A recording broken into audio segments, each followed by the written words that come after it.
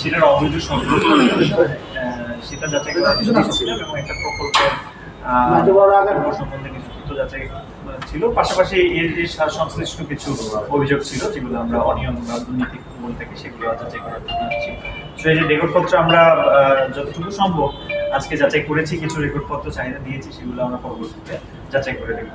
আপনারা কিছু কি পেয়েছেন যতটুকু যাচাই করছেন? আজকে সার্ভেইলেন্সের এই যে সফটওয়্যারের বিষয়টা যেটা জানতে পারলাম সেটা হচ্ছে এর পূর্বে এই কানেকশনটা ছিল একটা ডেডিকেটেড কানেকশন, যেটা সার্ভেইলেন্স রুমের বাইরে ছিল, ডিরেক্টর রুমে, সেটা থাকার কথা ছিল না।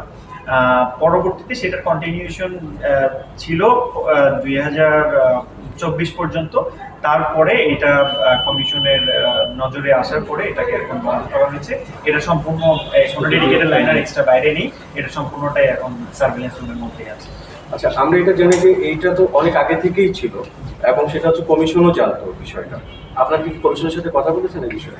এগুলো তো এখন পূর্বের কমিশন, বর্তমান কমিশন তো এই বিষয়টা জানেন না। পূর্বের কমিশনের সাথে আমরা তো যোগাযোগ করতে পারি। এটা কি সম্ভব যে কমিশনের ছাড়া অনুমতি ছাড়া কেউ সার্ভেইলেন্সের অফিসের ভিতরে ব্যবহার করবে?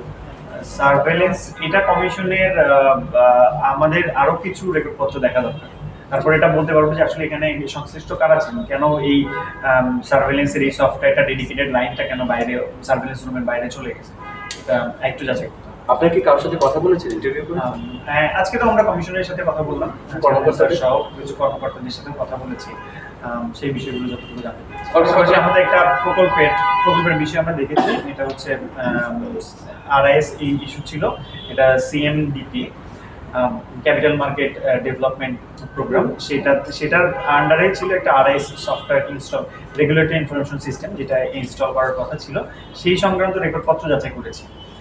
সেটা এখানে আমরা যেটা দেখতে পেয়েছি যে এটা শুরু হয়েছিল 2018 সালে, শেষ হয়ে 2022 সালে, কিন্তু এখন পর্যন্ত এই সফটওয়্যারটা ইনস্টল করা হয়নি বা ব্যবহার করা হচ্ছে না।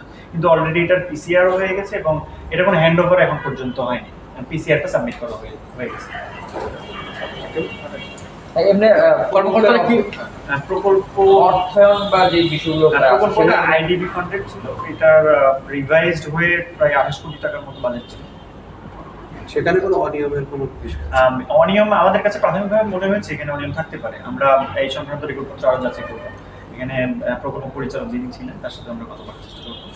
আজকে কি অন্য কোনো বিষয় আর আপনারা নিয়েছেন কিনা, যেমন আইপিও রিলেটেড কিংবা আইপিও বা কর্মকর্তাদের সম্পদ হিসাব বা তাদের অ্যাপ্রুভালের ইস্যু আজকে আমাদের ছিল না। আজকের অভিযোগটাতে আইপিও অ্যাপ্রুভালের ছিল না, এটা আমাদের কিংবা পিএসসিসির কর্মকর্তাদের সম্পদ বা অর্থের হিসাব না, সেই বিষয়গুলো আজকে সুনির্দিষ্ট অভিযোগ ছিল এই সার্ভেইলেন্সটা এবং এই প্রকল্প সংশ্লিষ্ট। কিন্তু ওই বিষয়ে আপনারা কাজ করছেন কিনা তো কর্মকর্তাদের সম্পদ বা সেটা তো আসলে আমাদের আজকে এনফোর্সমেন্ট অভিযোগের সাথে এটা সংশ্লিষ্ট না।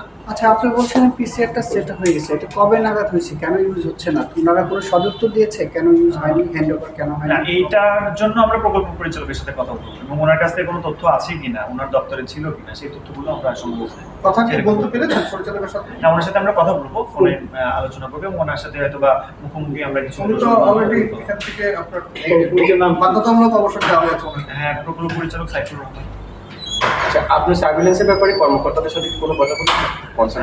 সার্ভেইলেন্সের পূর্বে এটা কেন এই পর্যন্ত ছিল সেই বিষয়ে আমরা ওখানকার সংশ্লিষ্ট কিছু কর্মকর্তা এবং কমিশনের সাথে কথা বলেছি, তাদের কাছে যতটুকু জানলাম সেটা আপনাদের কাছে।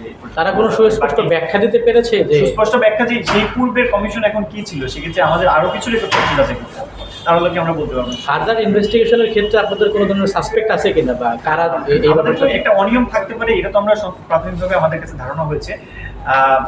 এই বিষয়টা আমরা পুরোপুরিভাবে নিশ্চিত হবো, আমরা কিছু রেকর্ডপত্র যাচাই করবো এবং আমাদের এনফোর্সমেন্ট প্রতিবেদন সাবমিট করার পরে কমিশন যাচাই করবে পরবর্তীতে বাইরে থাকে কি ধরনের আচ্ছা, এটা আসলে নিয়মটা হচ্ছে একটা সার্ভেইলেন্স রুমের মধ্যে থাকবে, খুবই